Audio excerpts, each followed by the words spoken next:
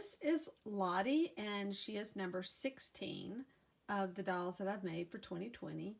And she has got one of my favorite haircuts of all my dolls. She has a face that could go, well, either way, boy or girl. But I had this hair that I was saving to put on a boy, but after I put it on this doll, I said, no, I can't cut it. I have to keep it in this wonderful little wedge haircut. It's just too cute. I just think, and I think the bushy eyebrows really work for her. Just this face.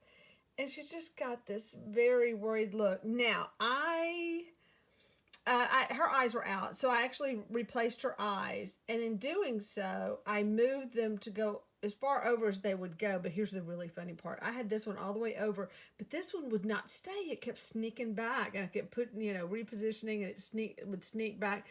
Finally, I felt like I had it in place, and I do put the wax and everything when I'm setting the eyes. So I thought I had it in place, and then as I said it, it snuck back a little bit. But she still does have sort of a sideways look. It kind of works.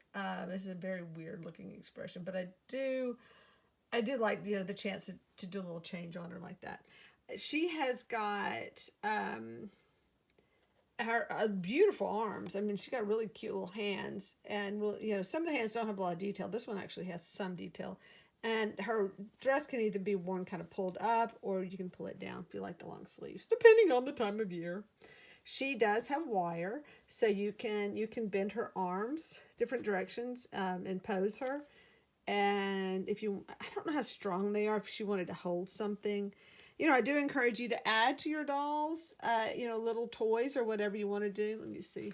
I got something handy. Like if you can find little things like this goes to another doll. No, I'm not giving it up. That you can put in their arms. I really think it's adorable, especially dolls that are all kind of ratty looking.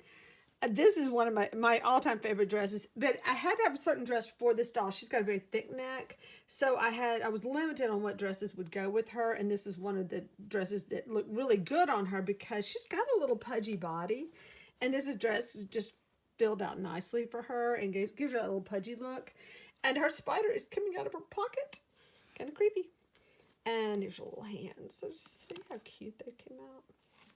I love this this is a two-piece outfit. It has a little top that, and then this goes under it, and then, over it, and then, whoops, too dark. And then she's got little bloomers on. And then she's got some gray socks. When I'm going through my socks and everything, that's the thing I also have to do is trying to find socks and bloomers on that go. And I did not actually have any that went with this that I knew of that actually matched, but it did have this little bit of eyelet. And then I did have some bloomers that have some eyelet, so I put those together. And then I had this gray socks, which go really well with these colors. So I did try to color coordinate my babies. Now, she's kind of wrinkled. The dress has been in storage. One thing you can do, and after I pack her and everything, this is just going to get wrinkled again, so I don't really worry about it. But if you are concerned, you can spray a little wrinkle release. I just have to tell you that when you do, some of this dye might come off on your fingers as you're straightening it out. So up to you. Anyway, so she has, she's also about 16 inches. Like I said, she's a pretty standard sized doll. Things about her I love is that, she is posable. She does have legs that are, I think they have wire in them. Let me feel. Now her legs are really limp. I think she can sit, but she's kind of, what? I don't know what she does. Her legs are kind of firm, so she really didn't have that good seam in her leg. A little broken area. I call it broken. It's where the padding is separated so that she can sit. Now let me check out this hair. So I did have to do a little trimming on the hair to give it the really good wedge look. I used some really short hair that I had that I'd actually been saving for boys, but I didn't have it much. That's all I had of this super short hair. And then I overlaid it with this just adorable little curls, and this was actually the shape. I just came in and kind of cleaned up a few, something like that, just a little bit longer. But that's all I did. I left as much of the original hair and just built the wig this way. Like I said, there's a few little scragglers like that one. I was talking about wetting this. It does have lanolin on it, and so when you wet it, of course, it repels water, and you have to just dampen it and try to squish it up the best you can. So I did sew her little dress up in the back, and sewed her clothes. Now, see, I kind of sewed her shirt to her bottoms here. Kind of keep all that together. And what else? What else is good about you, girl? She does have like my socks that I like that got styled that stained up really well and look kind of sad and nasty. That worked out really well. I had like 3 or 4 pairs of those and I really love using them. I'm out now, about to dye some more.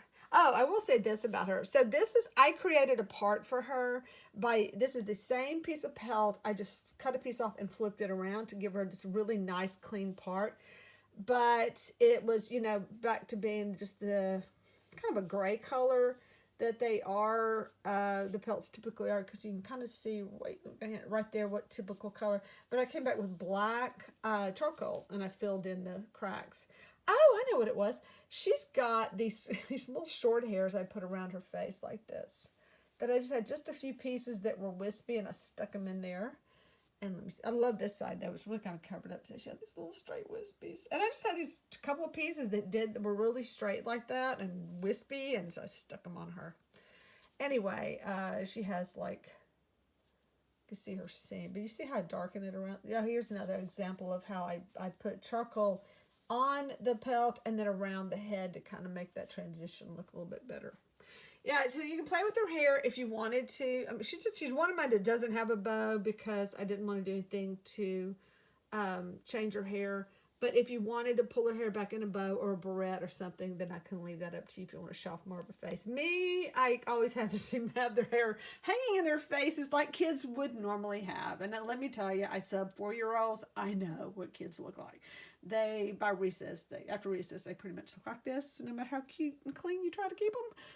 Anyway, there she is. She's a fun little girl to make, and she's got these super chubby cheeks. I do love her expression where she's looking over side. I think that made a big difference on this doll, that she had this little sideways look. It just made her different, and other than that, she's different. All my dolls are just so one of a kind. But I love how she came together. She did evolve. Like when I was originally painting the face, I said, you know, this could go boy or girl. I was putting the hair on. I said, this could go boy or girl. And when I got the hair all on and I looked at these amazing little tiny curls, see, I would have lost all that if I had cut it. So I said, nope, can't do it. And I did love it as a girl with a little wedge haircut. So there she is. And like I said, you can put something in her arms because her arms are posable. And when I start adding things, I do have to, you know, charge more. So I'm going to leave this to you to be creative and do something fun with her. And if you get one of my dolls, please send me a photo. I love to get photos of my babies. Anyway, thanks for watching.